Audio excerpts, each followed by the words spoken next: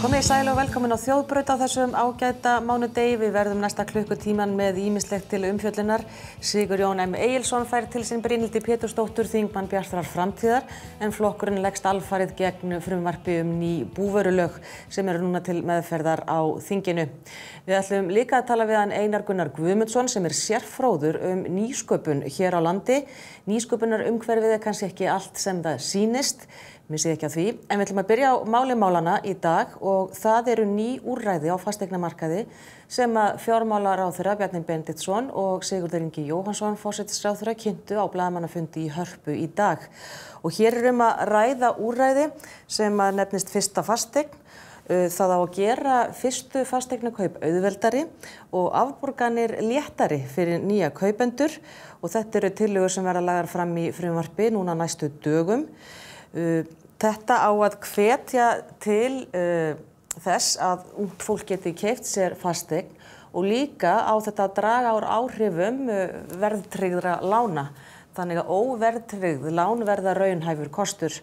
Og það var Halldór Benjamín Þorbergsson sem að fór yfir þessar tillögur og svo fáum við viðbrögðin síðar við því. En við skulum sýna ykkur svona, tiltölulega stórt brot af þessari kynningu sem fór fram í Hörpu í dag.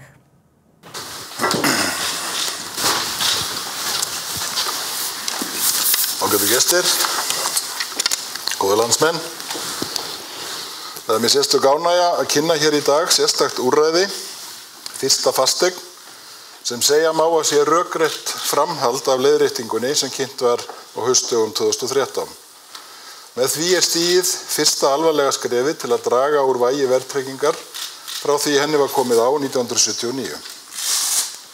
Frumvarpinu ætlað að auðvelda fyrstu kaup á íbúð með skattfrjálsri nýtingu séreignarsparnaðar í 10 ár, þar sem sérstök áhersla lögð á hvata til töku óverðtryggðra lána. Með nýtingu úrræðisins hægt að lækka greiðslubyrði lána verulega eða sem jafngildir 3% skattalækkun í áratug. Það von okkur og trú að úrræðið muni nýtast þúsundum fyrstu kaupenda á hverju ári. Ítarlega verður farið yfir útfærslu úrræðisins í kynningu hér á eftir.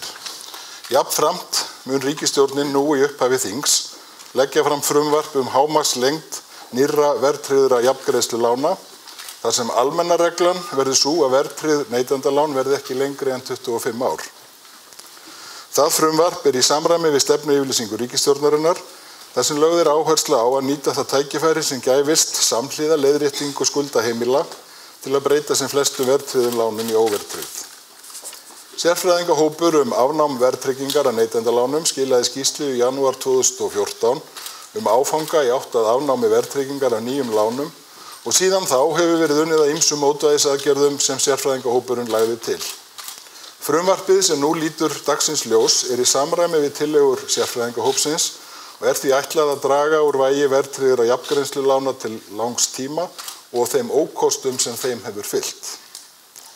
Frumvarp hámarkslengd verðtryggingar og úrræðið fyrsta fasteign vinna sameiginlega því að gera aðra kosti en verðtryggð lán vænleg.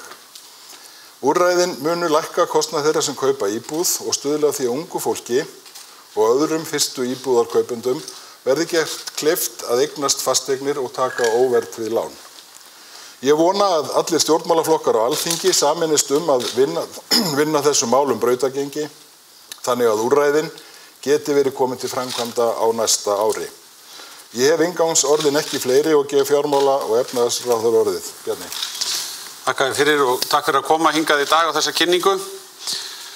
Þegar ríkisstjórnin tók við á árinu 2013 var ljóst að skuldsetning heimilanna var orðið sjálfstætt og sérstakt efnahagslegt vandamál. Með skuldsetningu sem að þá var orðin langt yfir 100% af landsframleiðslu, þá vorum við svona í samanburði við nágrannaþjóðir okkar með einna allra mestu skuldsetninguna. En með þeim áherslum sem að við kynntum til sögunar til þess að taka á þeim vanda og annarri jákvæðri þróun sem hefur orðið í millitíðinni, getu fyrirtækjana í landinu til þess að greiða hærri laun, lágri verðbólgu, þróttmiklum krafti í efnahagslífinu, hagvexti, þá hefur þessi mynd gjörbreyst og við erum í dag með skuldsetningu heimilanna í landinu sem orðin lægri en síðan fyrir síðustu aldamót. Þetta gríðarlega mikil breyting á stuttum tíma. Samhliða því að þessi jákvæða þróun hefur orðið, hefur sjónum verið beint í auknum mæli að getu ungs fólks í landinu til þess að koma þaki yfir höfuðið. Og í kynningunni sem fer hér á eftir, þá munum menn meðal annars sjá hversu dramatískar breytingar hafa orðið í íslensku samfélagi á séreigna fyrirkomulaginu á tiltölulega skömmum tíma. En á einungis 10 árum þá hefur stórlega fækkað þeim sem búa í eigin húsnæði. Og það meðal annars og kannski fyrst og fremst við þessu sem við erum að bregðast með þeirri aðgerð sem að nú verður kynnt og felst í sérstakri útfærslu á séreignarsparnaðarleiðinni.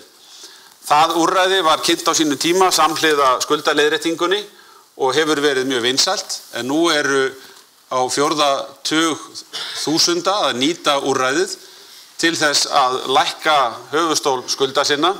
Síðan allur fjöldinn sem ekki í raun og veru hægt að telja, sem að spara og hyggst byggja upp höfuðstól.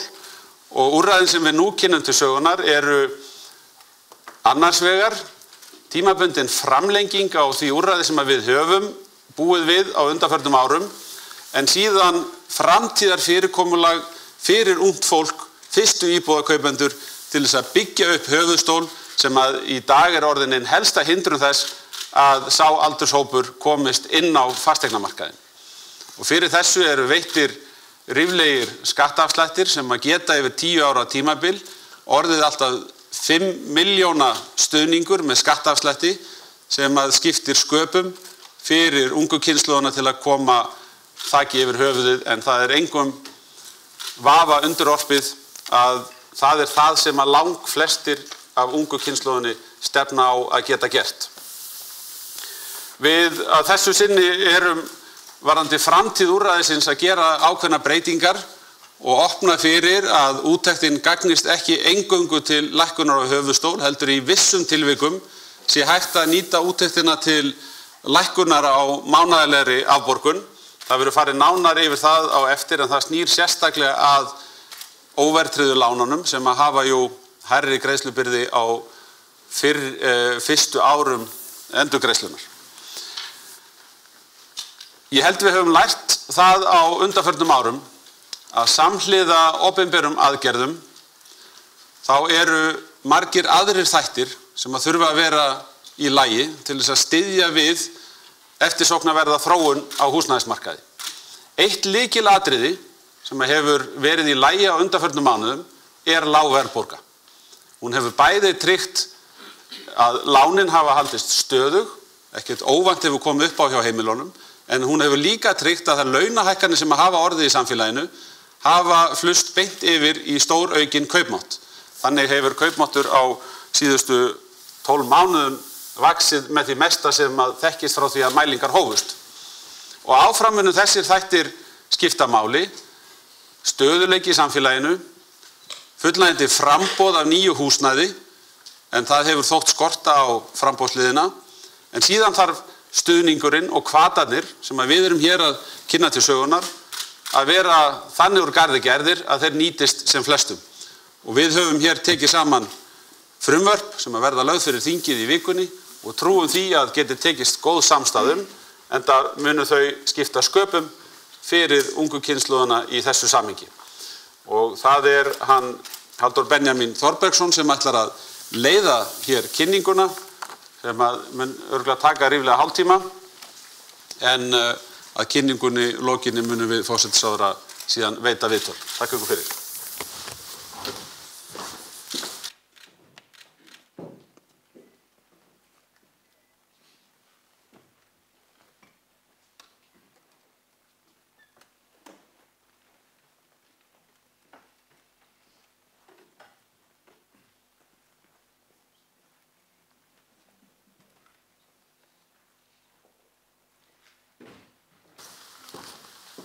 Góðan dag og komið í sæl.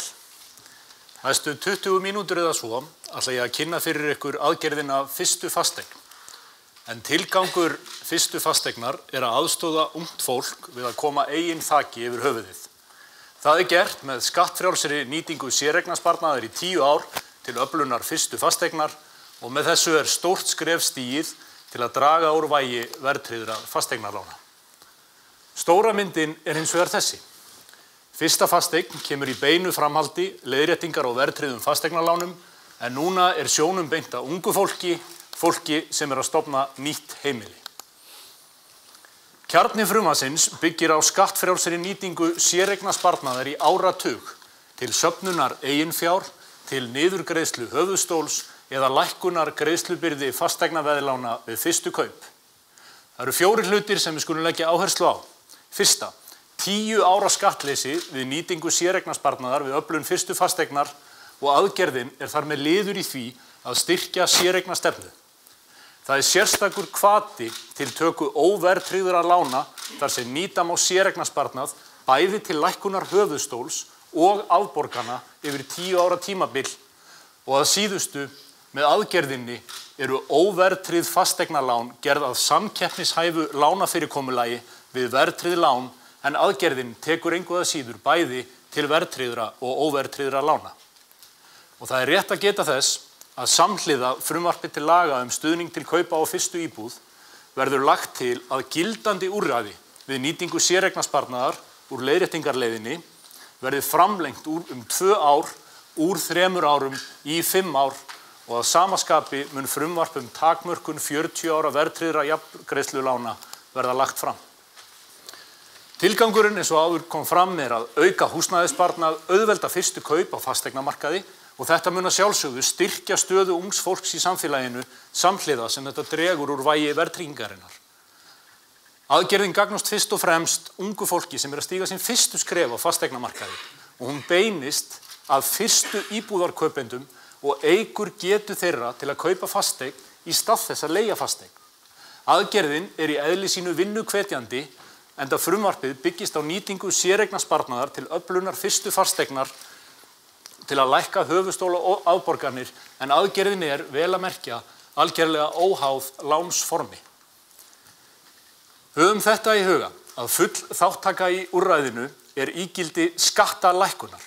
Fyrir flesta þáttakendur skattalegt hagræði úrræðisins metið eins og 3% launahækkun í 10 ár. En byrjum á byrjuninni. Frumvarpið festir séreignastefnuna í sessi og dregur úr skuldsetningu þeirra sem það nýta.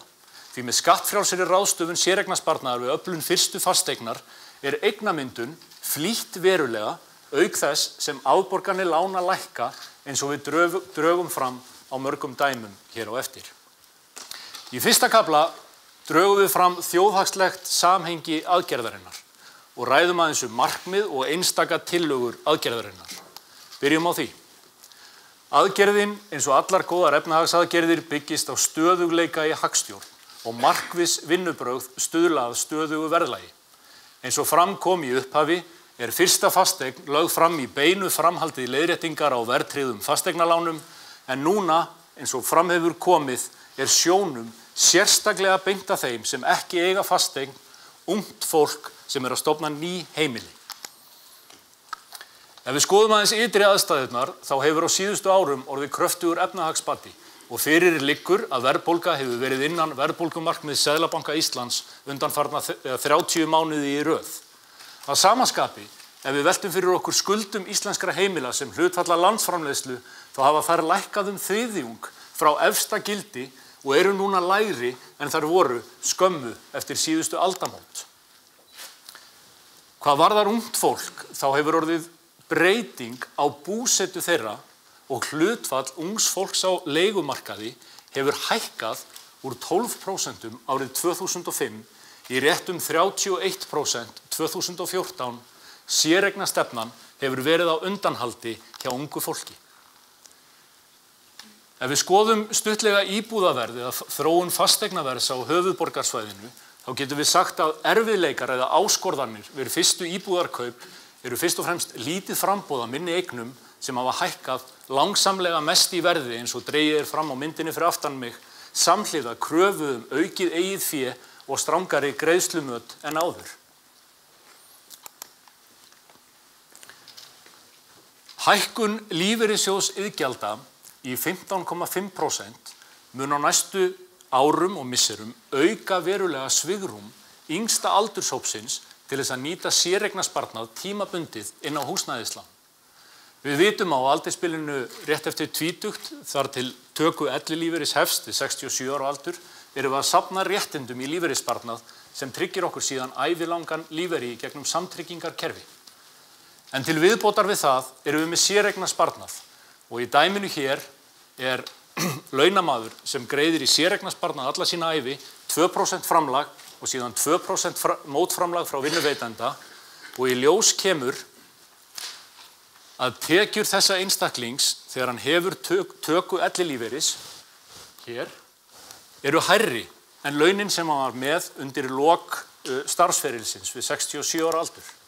Þetta þýðir að hjá einstaklingi sem byrjar að safna í séreign geta eftirlaunin orðið hærri en lokalaunin og þess vegna getur verið hagkvæmt að nýta hluta séreignarsparnaðar fyrr á æviskeiðinu og það er það sem aðgerðin fyrsta fasteign snýst fyrst og fremst um.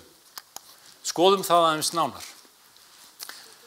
Það er æskilegt að nýta hluta af þessum séreignarsparnaði til að lækka skuldsetninguna fyrr á æviskeiðinu eftir laun verða engu að síður hærri en laun voru í lok starfsævi.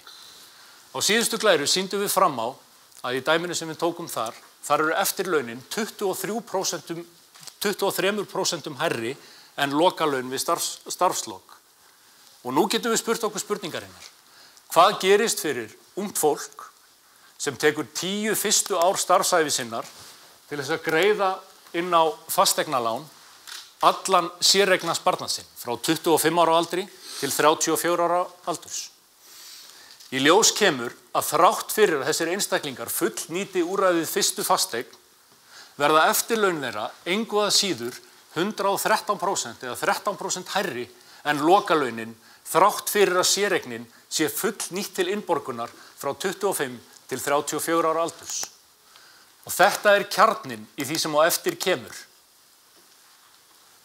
Við teljum að það sé æskilegt að nýta hluta séreignarsparnaðar snemma á lífsleiðinni til þess að lækka skuldsetningu við fasteignakaup og lægri skuldsetning mun samhliða draga úr mánaðarlegum afborgunum þeirra sem þátt taka í úrræðinu fyrsta fasteign og við fullnýtingu aðgerðana í áratug við upphaf starfsævi verða lífeyrisgreiðslur engu að síður hærri en laun síðustu árin á vinnumarkaði og þetta er algjört grundvallaratriði fyrir allt það sem á eftir kemur. Nú kynni einhver að spyrja, hvernig viljum við hafa áhrif á greiðslubyrði og þróun eftirstöðva lána? Skoðum það aðeins nánar. Staðreyndin er þessi að óháð lánsformi, hvort er að ræða verðtryggt eða óverðtryggt lán, er ráðstöfun séreignarsparnaðar öflugt tól til lækkunar á mánaðarlegri greiðslubyrði og lækkunar höfuðstóls, eftirstöðvar höfuðstóls. Tökum dæmi hér af verðtryggðu láni. Myndin sýnir mánaðarlega greiðslubyrði verðtryggðs láns yfir 40 ára líftíma lánsins.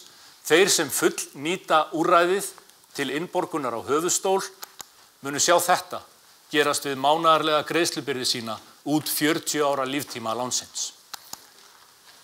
Sama lán eftirstöðvar þess til 40 ára, verðtryggt lán til 40 ára. Þeir sem fullnýta úrræðið fyrsta fasteign til ráðstöfunarinn á höfuðstól munu sjá eftirstöðvar sínar þróast á þennan máta hér. Úrræðið er óháð lánsformi, svo nú tökum við dæmið að óverðtryggðum lánum. Hér má sjá mánaðarlega greiðslubyrði óverðtryggðs láns, par með 800.000 krónur í heimilistekjur sem fullnýtir úrræðið, mun sjá mánaðarlega greiðslubyrði sína þróast með þessum hætti út líftíma lánsins. Og að sama skapi eftirstöðvar óverðtryggðs láns til 40 ára, par sem fullnýtir ráðstöfunina, mun sjá eftirstöðvar lánsins þróast með þessum hætti og við skoðum þetta á nánari máta hér rétt á eftir. Kjarni máls er nefnilega þessi. Nýting skattfrjáls séreignarlífeyrissparnaðar hefur ráðandi áhrif á fjárhagsstöðu og auðveldar fyrstu fasteignakaup með lægri afborgunum og lægri eftirstöðum lána út líftíman. Við höfum sýnt fram á að vegna breytinga á lífeyrissjóðsiðgjöldum í 15,5% getur beinlínis verið skynsamlegt fyrir ungt fólk að taka hluta af séreignarsparnaði sínum og færa hann fram í tíma og til öflunar á fyrstu fasteign og nýta þannig séreignarsparnaðinn fyrr á æviskeiðinu. Við höfum ennfremur sýnt fram á að með höfuðstólsleiðinni, með því að greiða inn á höfuðstól lána með skattfrjálsum séreignarlífeyrisparnaði við hver mánaðamót, lækka eftirstöðvar lána verulega yfir allan lánstíman og að sama skapi mun lækkun eftirstöðva hafa ráðandi áhrif á mánaðarlega greiðslubyrði eins og við sýnum í nokkrum dæmum hér á eftir. Boðaðar aðgerðir fanga því nokkur þjóðhagsleg markmið samhliða. Þau stuðla að heilbrigðari skuldahlutföllum heimila og getu til fjárfestingar ungs fólks í sinni fyrstu fasteign. Aðgerðin algjörlega óháð lánsformi og aðgerðin skapar beinan hagrænan hvata til aukinnar óverðtryggðrar fjármögnunar með nýtingu skattfrjáls séreignarsparnaðar til niðurgreiðslu höfuðstóls og lækkunar afborgana. Og með nýtingu úrræðisins lækkar greiðslubyrði lána verulega eins og við höfum dregið fram og valfrelsi algjört lykilatriði. Hver og einn velur hvað hentar honum best, hægt að nýta aðgerðina á marga mismunandi máta eins og við drögum fram hér á eftir. Nú eðlilegt að sú spurning vakni, hvernig verður þessum markmiðum náð? Lausn vandans þríþætt. Skattfrjáls séreignarsparnaður nýttur til öflunar eigin íbúðarhúsnæðis, innborgunar á höfuðstól eða til lækkunar afborgana í 10 ár. 3 leiðir. Fyrsta leiðin, sparnaðarleið. Hver og einn getur einfaldlega nýtt skattfrjálsan séreignarsparnað til þess að mynda sér eigið fé til kaupa á íbúðarhúsnæði síðar á lífsleiðinni í 1 til 10 ár. Í annan stað, höfuðstólsleið, regluleg innborgun, mánaðarleg til dæmis, á höfuðstól verðtryggðra og óverðtryggðra lána og í það nýttur skattfrjáls séreignarlífeyrissparnaður. Og að síðustu, blönduð leið sem innborgun á höfuðstól og innborgun til lækkunar greiðslubyrðar og byggir á skattfrelsi séreignarsparnaðar í alltaf 10 ár til að greiða niður höfuðstól óverðtryggðra fasteignalána og lækka mánaðarlega greiðslubyrði og við skoðum það hér rétt á eftir. Heimildin að baki fyrstu fasteign varanleg. Eftir að hún hefur verið virkjuð má nýta skattfrelsi séreignarsparnaðar í 10 ár sem yfir tíma mun stuðla að kerfisbreytingu lána heimilanna með færslu úr verðtryggðum yfir í óverðtryggð lán. Aðgerðin nær til allra íslenskra launþega sem ekki hafa átt fasteign og áætlanir gera ráð fyrir að á fyrstu árum verðum 14.000 manns sem munu nýta hana og árlega munum 2.000 manns bætast inn í hóp þeirra sem munu nýta aðgerðina á hverjum tímapunkti. Fyrsta fasteign hönnuð til þess að koma til móts við ungu kynslóðina og bæta samhliða húsnæðislánakerfið á Íslandi. Aðgerðin skilyrt, hún samkvæm og hún heildstæð. Allir sem fjárfesta í fyrstu fasteign og launamenn eiga rétt á úrræðinu. Hún samkvæm þar sem sama skattlausa hlutfall launa kemur frá öllum þáttakendum í aðgerðinni og að síðust hún heildstæð þar sem hún tekur til alls íbúðarhúsnæðis til einkanota á Íslandi. Samandregið, fyrsta fasteign gildir fyrir alla launþega sem ekki hafa átt fasteign. Tugþúsundir manna geta eða munu geta nýtt sér hana til þess að auðvelda sér fyrstu kaup. Heildarumfang aðgerðarinnar metið 50 milljarðar króna og allir launþegar sem ekki hafa átt fasteign geta nýtt sér hana. Við gerum ráð fyrir að 14.000 manns muni taka þátt í úrræðinu á fyrstu árum þess. Svo við tökum dæmi af pari, þá geta þau nýtt 10 milljónir króna af skattfrjálsum séreignarsparnaði sem þau geta greitt inn á fasteignalán eða til þess að safna höfuðstól yfir 10 ára tímabil. Þáttaka í úrræðinu jafngildir 3% skattalækkun í áratug fyrir þá sem taka þátt og úrræðið eins og fram hefur komið mun gilda í áratug. Veltum núna fyrir okkur áhrifum frumvarpsins. Séreignarsparnaðurinn, eins og fram kom áðan, nýttur fyrr á æviskeiðinu til hraðari eignamyndunar. Aðgerðin skapar þannig hagræna hvata fyrir ungt fólk til að eignast fyrstu fasteign og gerir óverðtryggð lán af raunhæfum valkosti við hinn svokölluðu Íslandslán. Í þessum kafla reynum við að meta fjárhagslegan ávinning heimilanna og enn fremur afleidd áhrif á skuldastöðu íslenskra heimila. En byrjum á þessu. Framlag í séreignarsparnað ákveðið hlutfall af launatekjum og framlag breytist út frá heimilistekjum og hvort einu eða tvær fyrirvinnur á heimili, allt mjög eðlilegt. Tökum 2 dæmi. Fyrst af pari í sambúð. Mánaðarlegar heimilistekjur 800.000, framlag í séreigna mánuði 48.000. Þessi fjölskylda getur nýtt 576.000 krónur á ári til að greiða inn á höfuðstól, lækka afborganir eða til þess að safna sér fyrir útborgun í íbúð. Annað dæmi af einstaklingi sem með 500.000 krónur í mánaðartekjur, framlag í séreigna mánuði 30.000, þessi einstaklingur getur nýtt 360.000 krónur á ári með sama hætti. Eins og fram hefur komið að tefla þríþætta lausn. Sparnaðarleið fyrir þá sem vilja spara fyrir útborgun, höfuðstólsleið fyrir þá sem vilja borga niður höfuðstól annarkvort verðtryggðra eða óverðtryggðra lána og að síðustu blönduð leið fyrir þá sem vilja taka óverðtryggð lán með áþekkri mánaðarlegri greiðslubyrði og hinn svokölluðu Íslandslán. Já, þarna var Halldór Benjamin Þorbergsson að kynna nýjar tillögur ríkisstjórnarinnar sem verða nú til umræðu alveg ábyggilega á næstu dögum og frumvarp kynnt á Alþingi á næstu dögum líka. Við ætlum að fjalla betur þetta mál að sjálfsögðu, fá álit ýmissa á morgun á Þjóðbraut. En næst skulum við heyra í Brynhildi Pétursdóttur, Sigurjón M. Egilsson ætlar að tala við hana.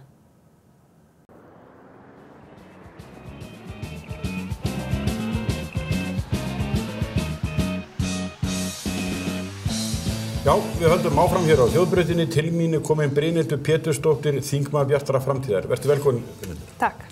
Ég sagði hérna á heimasíðu Hringbrautar, hringbraut.is, að Björt Framtíðar fundið fjölina sína í búvörusamningnum. Þið svona andmælt honum kannski ákveðnar en aðrir flokkar og finnið ýmislegt að.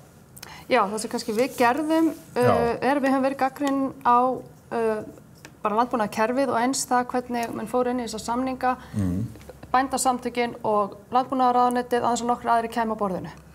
Og svo kemur þetta málinn í þingi, þessar breytingar á búvörulögum, gríðarlega umdeilt, mikið af umsögnum og við lítum þannig á að það sé einfaldast og það sem við leggjum til að málinu verði einfaldlega að vísa frá. Man geta framlengt búvörusamningin sem nú í gildi 1 ár og í rauninni byrja upp á nýtt. Auðvitað þetta nýta margt sem í samningunum en maður byrjar einfaldlega bara upp á nýtt á þessu, kallið til hagsmunaaðila eins og neytendur, launþega, samtök verslunar og þjónustu, atvinnurekanda, ríkisstofnanirnar eins og samkeppniseftirlitið sem ýmislegt við Landgræðsluna, Umhverfisstofnun, Náttúrufræðistofnun Íslands og Skógræktina og þar fram eftir götunum. Þetta ekki ríkið, bændasamtökin, ég skil alveg að þau segi ekki, heyrðu, fáum nú endilega neytendur og fleiri að þeir að hugsa hagsmuni bænda og bara hafa örugglega bara gert það vel og eru kannski hugsalega bara komið með góða samningu fyrir bændur. Og ber samningurinn þess merki, finnst þið það? Já, hann ber þess merki og ráðuneytið og ríkisstjórnin á að tryggja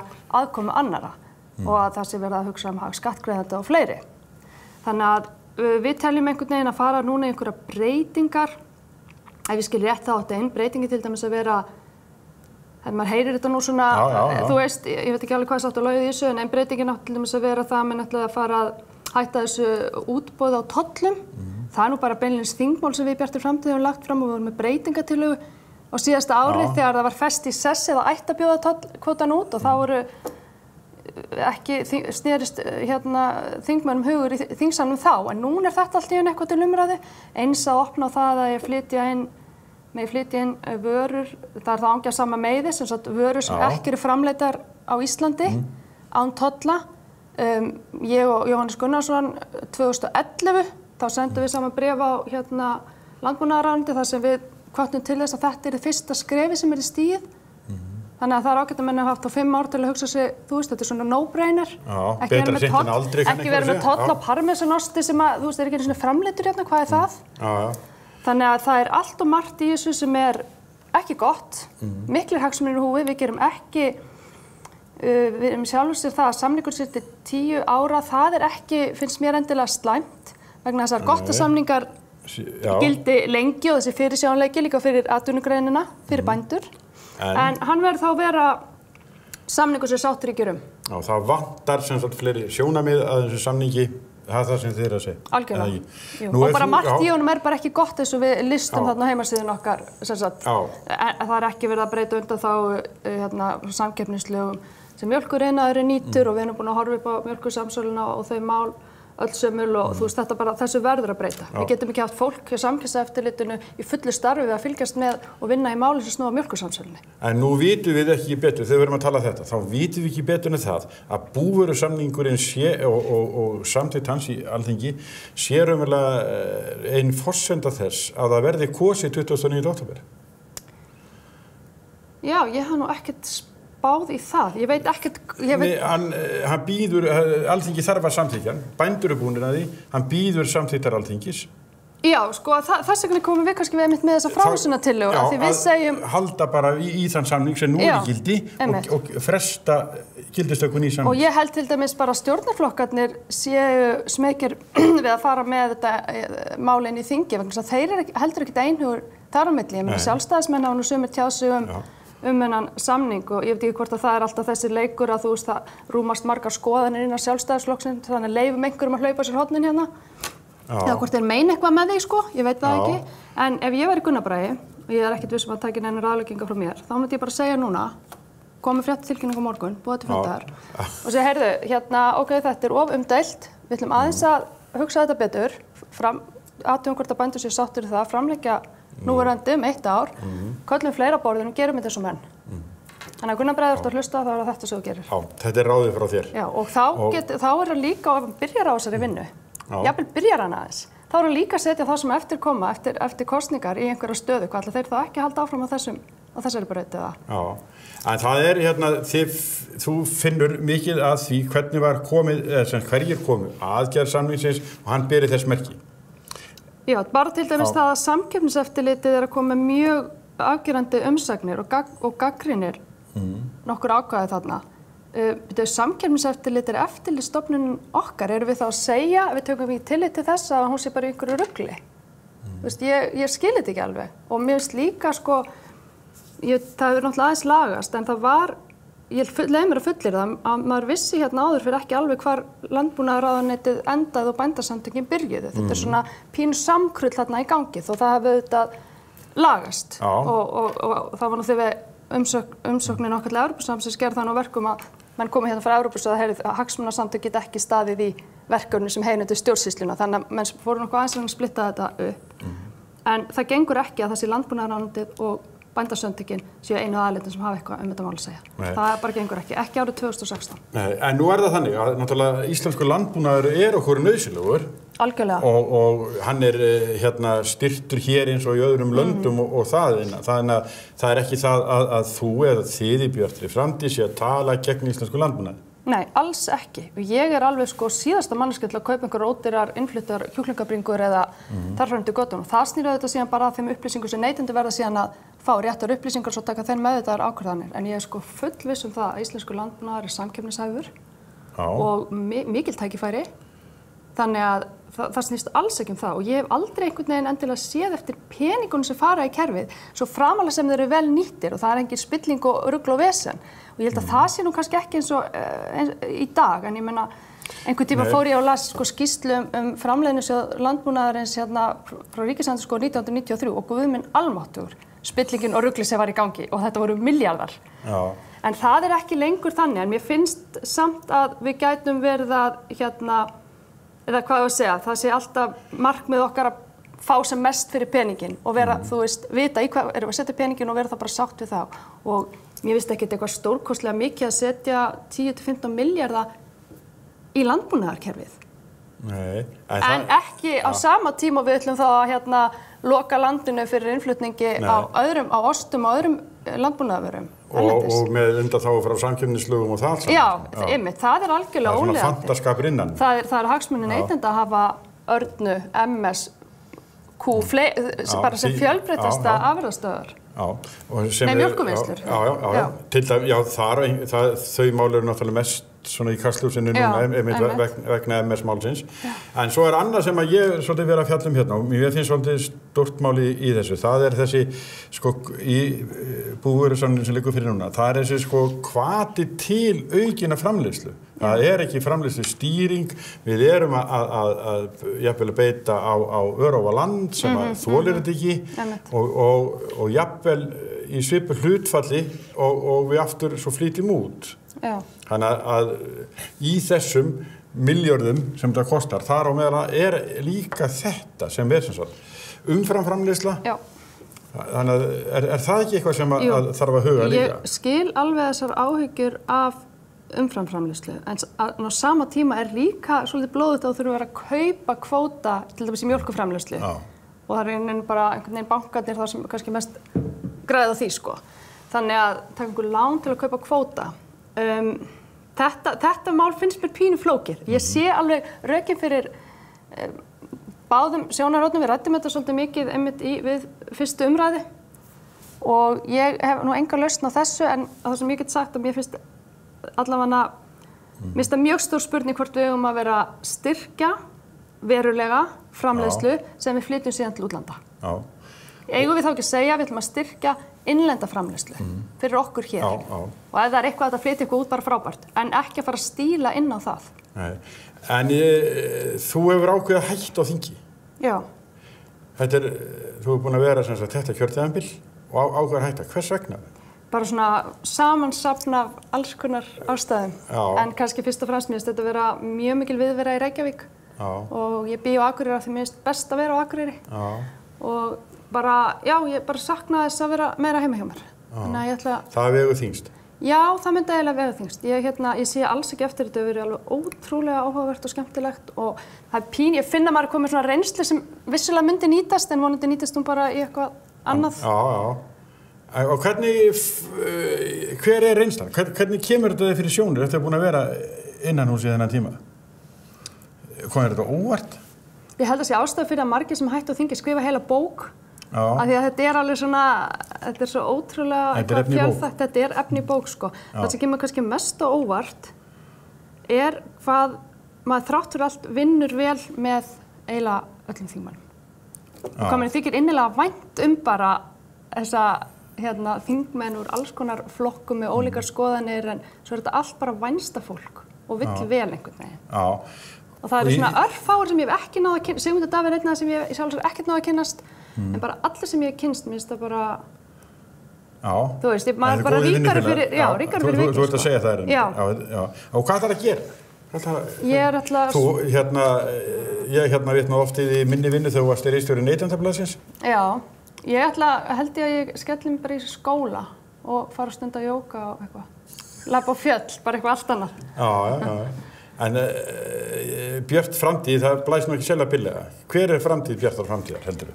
Ég held að framtíðin sé björt fyrir björt. Nú er helmingur þingmanna ætlar ekki að kosta á sig til endurkjörs. Það þarf ekkert að vera slæmt. Nei.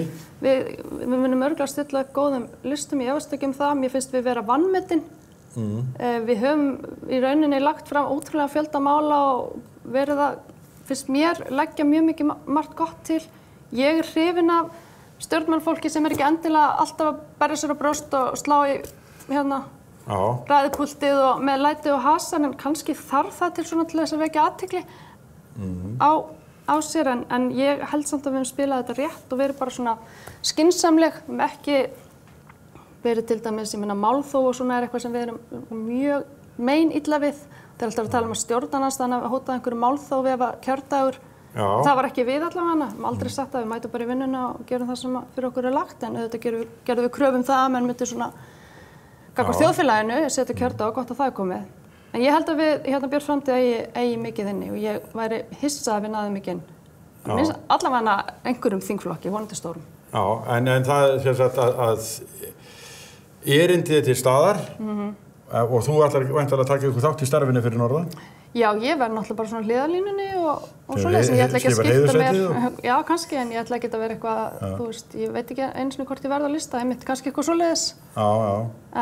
Og svo bara verð ég örugglega óþolandi að senda fólki á Messenger, sko, þegar ég að horfa á Alþingisrásina, hvað það ég að segja. Og örugglega á ég eftir að senda öðru vinum mínum með öðru flokkum, svona.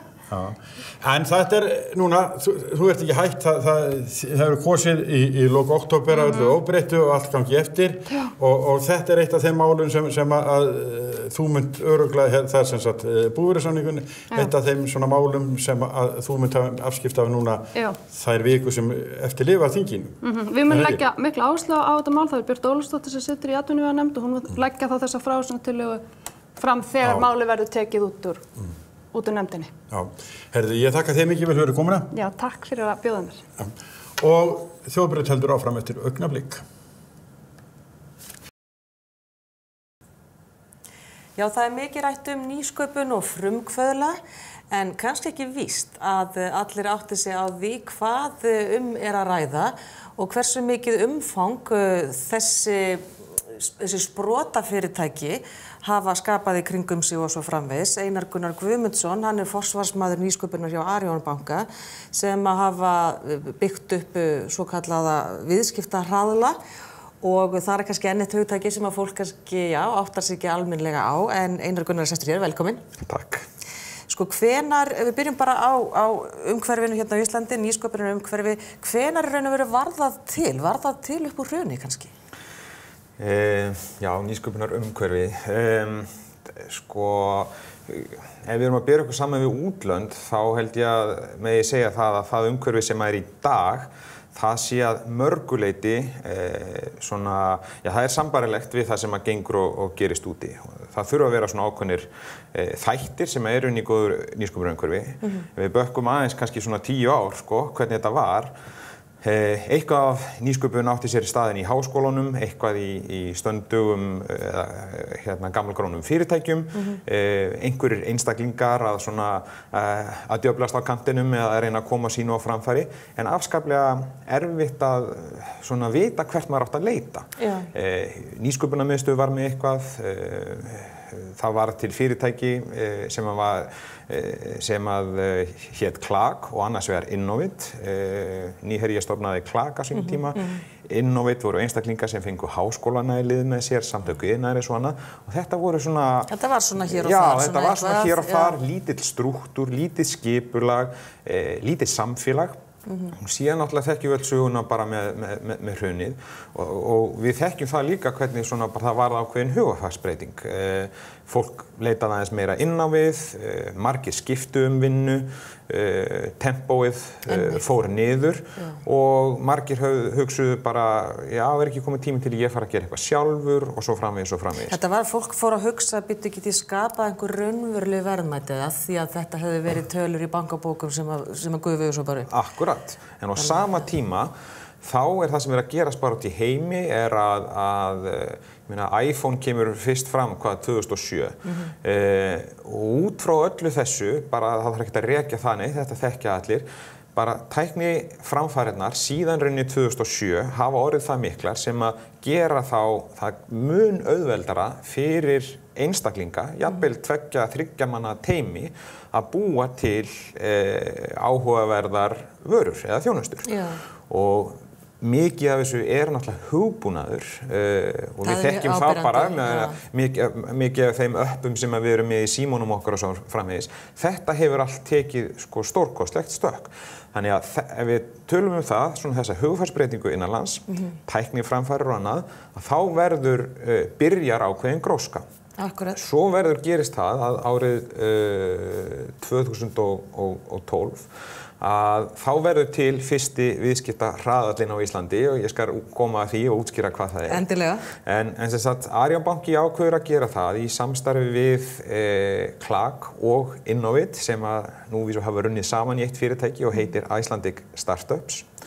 Og viðskiptahraðall gengur einfallega út á það að Það eru valin ákveðin teymi, það eru 10 teymi í tilfelli Startup Reykjavík sem þessi hraðall. Sem núna í gangi. Sem núna í gangi og lýkur núna í lok ágúst. Það eru valin 10 teymi, þau fá sprotafjármagn frá Arion banka gegn eignarhlut, þetta hlutafé, þetta ekki styrkur. Þannig við sitjum í sama bát og stofnendurnir, hlutfallslega, eðlilega. En samhliða því að þá eru fengnir gríðarlega margir einstaklingar sem við köllum mentora. Þetta bara fólk sem eru forstjórar, framkvæmdastjórar, fjármálastjórar, markaðsfólk, aðrir frumkvöðlar, fjárfestar, sérfræðingar, innlendir, erlendir, úr akademíunni og svo framvegis, sem að koma og hitta þessi 10 teymi, segjum bara hálftíma fundi, rýna viðskiptahugmyndina og veita þeim góð ráð, opna tengslanettið og svo framvegis. Og það segir sig sjálft að virðið í því að hitta 30, 40, 50 manns sem hefur annars konar þekkingu þú sjálfur gríðarlega mikil virði. Meiri þekkingu og meiri reynslu. Akkurat. Og líka tengslanettið. Algjörlega og það sem að maður svona vonast alltaf eftir að hvert teymi það fái einhvern svona mentor í framhaldinu. Einhvern guðföður. Já, einhvern svona guðföður sem að verður pínu skotin í fyrirtækinu og teyminu og bak við það og svona tekur það upp á sína arma, ræktar það samband í framhaldi og svo framvegis og framvegis. En förum aðeins inn Gunnar, förum í bara hugtakið núna aðeins, nýsköpun. Já. Að tala róttæka nýsköpun og ekki róttæka. Þetta orð kannski svolítið ruglandi því við erum ekki að tala að sko vera uppfinningamaður. Nei, við erum ekki að tala ljósaperuna og eitthvað svoleiðis. Akkurat. Sko nýsköpun, sko persónulega þá svona í þessu samhengi þá svona leiðist mér þetta orð pínu. Enska orðið innovation það aðeins breiðara hugtak því að sko nýsköpun það segir að skapa eitthvað nýtt. Við þekkjum það hins vegar að það eru örfá fyrirtæki sem að raunverulega koma með einhverja nýsköpun. Það eru svona oft kallað það sem sko unicorns. Einhyrninga. Já, akkurat. Það svona eins og iPhone. Já, það svona eins og iPhone eða Airbnb eða Uber. Fyrirtæki sem að sko ná alveg óhóflega gríðarlega miklum vexti og skapa mikið virði fyrir sína viðskiptavini og svo framvegis. Það raun að vera verið að tala sko endurbætta vöru, endurbættar aðferðir við að gera hluti, nýja markaði. Ég vil nú eiginlega bara einfalda þetta ennþá meira. Sko, ég tala frekar frumkvöðlafyrirtæki heldur en nýsköpunarfyrirtæki, sprotafyrirtæki fínt. Því að hvað snýst þetta Jú, þetta snýst í grunninn það að búa til lífvænleg fyrirtæki. Fyrirtæki sem að afla sér tekna, búa til eitthvað virði fyrir viðskiptavini, hvort sem það eru einstaklingar eða fyrirtæki. Það einhver þarna hinum endanum sem tilbúin að greiða fyrir vöruna eða þjónustuna. Svo einfalt það. Þannig það ekkert nýtt undir sólinni í þessu. Þetta að stofna fyrirtæki, við erum ekki að stofna heildsölu, við erum ekki að fara bara í innflutning eitthvað svoleiðis. Við erum að búa eitthvað til. Við erum að búa eitthvað til og það einfaldast að útskýra þetta með til dæmis með bara hugbúnaði fyrirtæki eða app fyrirtæki, einhvers konar snjallsíma lausn. Orðið startup, þannig kom ég aðeins að undirbý þessa hugsun. Það oft talað startup fyrirtæki, því mér finnst það líka að fanga þetta miklu betur. Startup fyrirtæki, það eru einstaklingar sem bara drífi því að stofna fyrirtæki. Þeir byrja bara á byrjunni. Þeir byrja bara á byrjunni, þeir eru með einhverja grunnhugmynd, eitthvað grunnkonsept, mögulega þarf að forrita eða annað. Og í þessu samhengi, í þessu umhverfi sem við sjáum mikið í fjölmiðlum á Íslandi, að þá eru þetta fyrirtæki sem að stefna á alþjóðamarkað, með vöru og þjónustu sem á erindi á alþjóðamarkað, á minnsta kosti möguleikana á því og eru auðveldlega skalanleg. Það auðvelt að skala þau upp. Sem þýðir að stækka þau. Auka tekjurnar, hraðar heldur en kostnaðurinn verður til. Og þess vegna, ef við tökum bara mjög einfalt dæmi, það kostar til dæmis jafn mikið að búa til eitt eintak af hugbúnaði eða einu downloadi af einhverju appi eins og 1.000.000. Það að segja að það kostar það sama að búa þetta til. Ein eining eða milljón einingar. Akkurat, því það bara, svo þetta geymt á einhverjum serverum út í heimi og notendur kjósa eða kjósa ekki að nýta þennan hugbúnað. Ef við berum það saman við bara vélsleðalegu, ef hún ætlar að auka tekjur sínar markvert, þá þarf hún að fjárfesta í búnaði, hún þarf mjög líklega að auka talsvert við starfsfólk til þess að auka tekjurnar, en kostnaðurinn, hann umtalsverður á móti. Þannig að þó að tekjurnar fari upp, þá fer kostnaðurinn upp líka, öfugt við það sem í hugbúnaðardæmi. En þetta getur bæði verið nýsköpunarfyrirtæki, klárlega, eða startup fyrirtæki, viðskiptamódelinu, tekjumódelinu bara allt öðruvísi. Nákvæmlega. En með þessu ertu að benda á að hugbúnaðarfyrirtækina það sé auðveldara að stækka þau eða? Það ekki endilega auðveldara að stækka þau því að sko, og við hugsum ekki bara Ísland sem markað, heldur hugsum alþjóðamarkaðinn. Þá svona akkillesarhæll okkar Íslendinga og hefur verið sölu og markaðsstarf. Það tiltölulega auðvelt að komast í góða dreifingu eða góða meðvitund hvað eitthvað fyrirtæki á Íslandi að bjóða upp á. Svo þegar við komum á alþjóðamarkað, þá bara einhvern veginn, þá gilda aðra reglur. Grunninn dægilega svona sömu reglunar, en það eru svo margir undirmarkaðir, fólk talar að fara til Bandaríkjanna. Bandaríkin sko ótal margir markaðir. New York ekki sama á Los Angeles eða í Omaha. Já, akkurat, austurströnd og vesturströnd og allt það. Þannig það önnur lögumál, þannig þá kannski verður við pínu áttavillt. Já, og það bara... Ólæs á markaðinn kannski?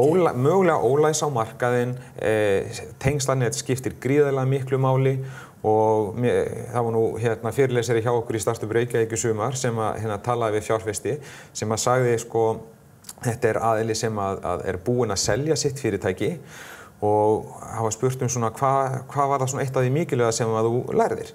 Og það var, í viðræðum við fjárfesta á sínum tíma að þessi fjárfestir sagði, ef ég hefði val tvenns konar teymi, það að segja teymi sem væri bara samansett af sölufólki eða bara af einstaklingum sem væru tæknilega hrenkjandi og kynnu að búa til afbragðsvöru, ég myndi alltaf taka þetta teymi hér, sölufólkið. Þó að varan sé ekki til, bara mikilvægi góð sölu og markaðsfólks algjörlega vanmetið. Það líka sagt í þessu, sko, það alveg fullt af góðum hugmyndum til. En það eru bara sko hvernig ætlar að blása í það lífi.